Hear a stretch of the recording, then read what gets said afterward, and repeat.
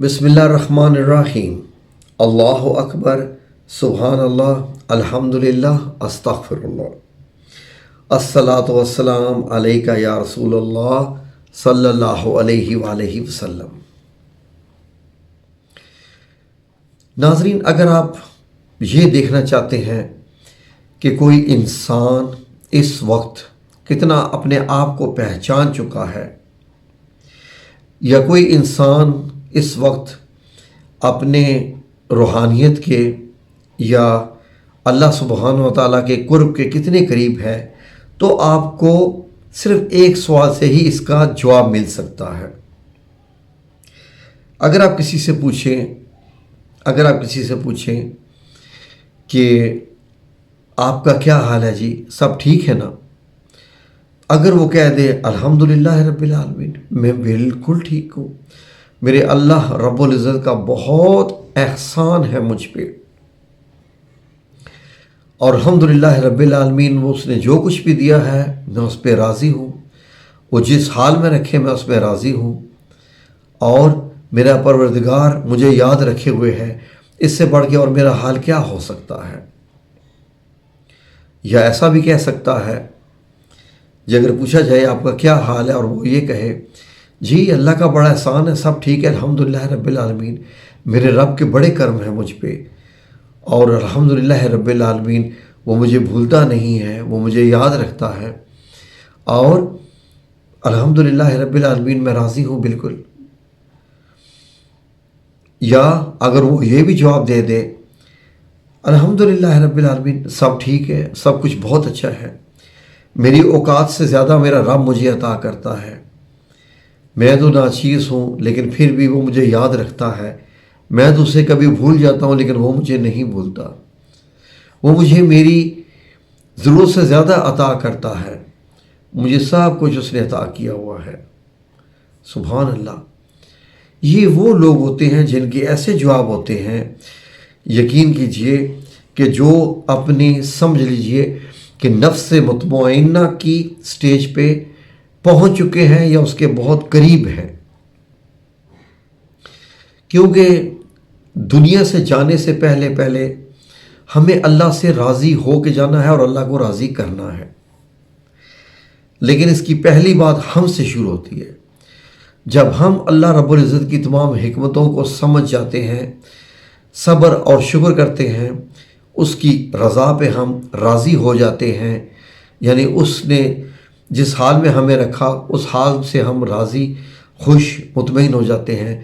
تو سمجھ لیجئے کہ ہمارا رب بھی ہم سے راضی ہو گیا۔ یہ بہت بڑی نشانی ہوتی ہے کسی انسان کی۔ ناظرین،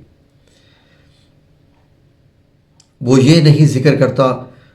کہ وغیرہ وغیرہ وغیرہ، اب وہ وغیرہ وغیرہ کا کیا ذکر نہیں کرتا، آئیے اب اس انسان کی طرف چلتے ہیں جو وغیرہ وغیرہ کا ذکر کرتا ہے۔ اب اگر آپ کسی ایسے انسان سے اس کا حال پوچھیں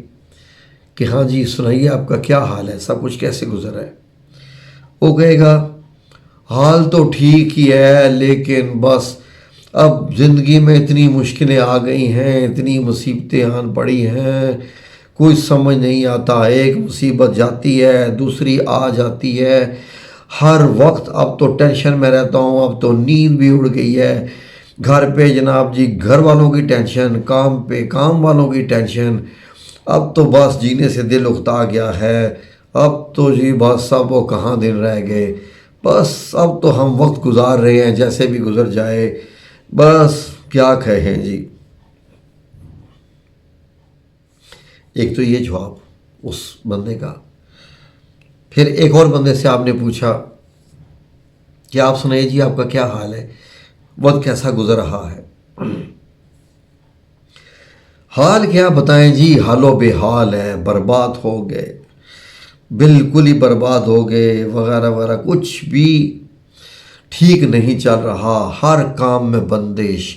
ہر کام میں رکاوٹ،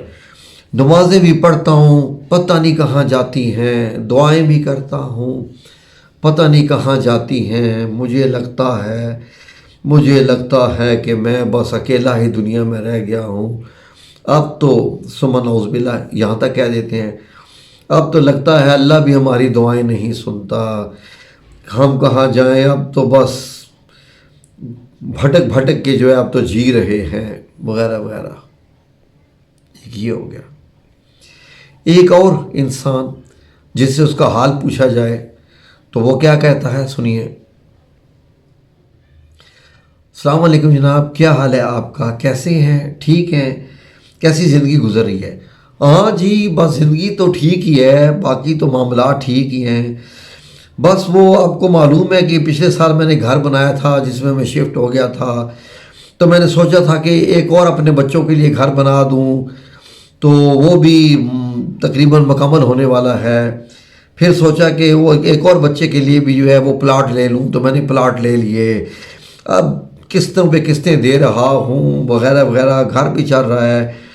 تو بینک سے پیسہ نکال نہیں رہا، اس لیے کہ بینک سے پیسہ نکالوں گا تو وہ ابھی بنا ہوا ہے، رقم پڑی ہوئی ہے تو کسی کام آئے گی، کبھی کسی وقت میں بڑی کام آ جائے گی، تو بس جو ہے وہ سوچ رہا ہوں کہ کچھ شو روم بنا لوں گاڑیوں کا، کچھ اس طرح موٹر سائیکلوں کا۔ تو پہلا جو آپ کو معلوم ہے شو روم میں نے بنایا تھا وہ کافی اچھا چل رہا ہے، تو وہ جو میری دکانیں ہیں وہ بھی ٹھیک ہی ہیں، بس تنگ کرتے ہیں بھر کر، بڑا زندگی برباد کر کے رکھ دی ہے، روزانہ فراڈ کرتے رہتے ہیں اور یہ اور وہ اور اس طریقے سے، تو بس ٹینشن ہی ٹینشن ہی ہے ان معاملوں میں، باقی تو ٹھیک ہی ہے، بس یہ والی ٹینشنیں ختم ہو جائیں نا، یہ پلاٹوں کی قسطیں ایک دفعہ مکمل ہو جائیں میری ساری، تو ان کی قسطیں ختم ہو جائے تو پھر 2 اور پلاٹ لے لوں گا، میں سوچ رہا ہوں کہ آپ کو پتہ ہی ہے نا کہ پھر بچوں نے بھی بڑا ہونا ہے، پھر بچوں کے بچے بھی ہوتے ہیں، تو یہ تو نہ کہیں جی کہ ہمارا دادا ہمارے لیے کچھ بھی نہیں چھوڑ کے گیا، تو میں سوچ رہا ہوں کہ زیادہ سے زیادہ جتنے بھی پلاٹ ہو جائیں تو بہتر ہی ہے۔ ان چیزوں نے بس ٹینشن میں رات کو نیند اڑائی ہوئی ہے، اب اتنی نیند اڑی ہوئی ہے، اتنا میں نے اپنا آپ کو بزی کر لیا ہے کہ کبھی کبھی نماز پڑھنے کا بھی وقت نہیں ملتا، تو اس کے بعد بس یہ ہے پریشانیاں۔ آپ دعا کرو کہ میرے حق میں بہتر ہو جائے، میرے ذرا یہ پلاٹ شاٹ جو ہے نا ان کی قسطیں پوری ہو جائیں، اور اس کے بعد جو گھر بن رہے ہیں یہ بھی مکمل ہو جائے، تو پھر وہ بھی تھوڑی، پھر بھی اس کے باوجود ایک اور صاحب جن سے اگر آپ ان کا حال پوچھیں، سنیے۔ جی السلام علیکم جی، کیا حال ہے جناب، آپ سنائیے کیسے ہیں، زندگی کیسے گزر رہی ہے؟ اور زندگی کے گزرنی ہے یار، زندگی کے گزرنی ہے، بکواس زندگی، ایسے ہی بہت ٹینشن ہی ٹینشن ہے، گھر ٹینشن، بہت ٹینشن، گھر آ جاؤ تو بیگم جناب سوال پہ سوال، اور یہ اور وہ اور یہ کرو، ہر وقت یہ تم کدھر گئے تھے، تم ادھر گئے تھے، یہ وہ، ٹینشن ہی ٹینشن ہے، کیا زندگی ہے یار، پتہ نہیں زندگی ہمیں گزاری ہے یا ہم زندگی گزار رہے ہیں، کوئی سمجھ ہی نہیں آتا۔ تو وہ پھر بیگم کو جناب جی شاپنگ کراتا رہتا ہوں، پھر بھی وہ کہتی ہے جی کہ آپ کو خیال ہی کو نہیں میرا، تو وہ جناب لاکھوں کی بھی شاپنگ کر کے آ گئی ہے، پھر بھی کہتی ہے جی آپ کو تو خیال ہی نہیں میرا، تو کوئی نہیں جی، نہ کار میں سکون ہے نہ باہر میں سکون ہے، بس بے سکونی ہے زندگی میں، تو پتہ نہیں کیا بنے گا، میں کہاں جاؤں کہ مجھے سکون ملے۔ یہ ناظرین، یہ میں آپ کو مردوں کی بات بتا رہا ہوں، اور اگر آپ کسی عورت سے پوچھ لیجئے حال تو آپ کو خود معلوم ہے کہ آگے کی سٹوریاں کیا کیا ہوں گی۔ ناظرین، یہ جو میں نے آپ کو دوسری سٹیج بتائی، وہ لوگ جو کہ اپنے زندگی کے مقصد کو سمجھ ہی نہیں سکے، نہ اس زندگی میں،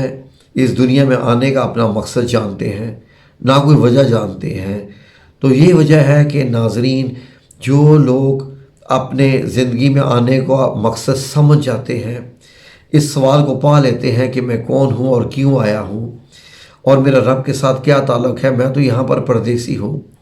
اس کو نہ پلاٹوں کی ٹینشن، نہ کسی اور چیز کی ٹینشن، اس کا تو صرف یہ ہوتا ہے کہ 2 وقت کا کھانا مل گیا، الحمدللہ راضی ہو گئے، نہ اس کے وہ لمبے لمبے بڑے بڑے خواب ہوتے ہیں کہ بچوں کو محلات بنا کے دینے ہیں، بیٹیوں کو جناب جی مطلب کیا کیا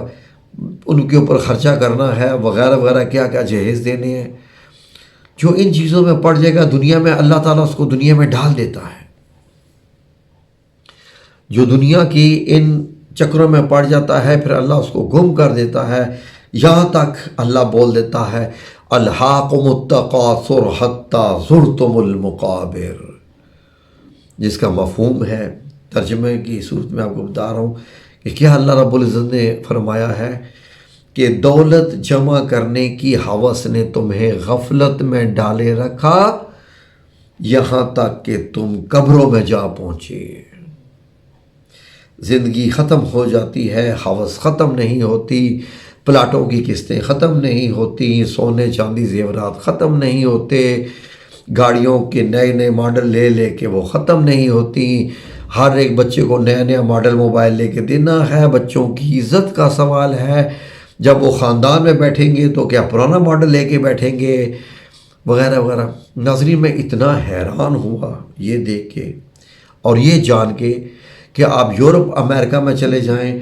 لوگ سستے سے سستا موبائل خریدتے ہیں، کوئی بھی اتنے مہنگے مہنگے موبائل نہیں استعمال کرتے، لیکن ہمارے ہاں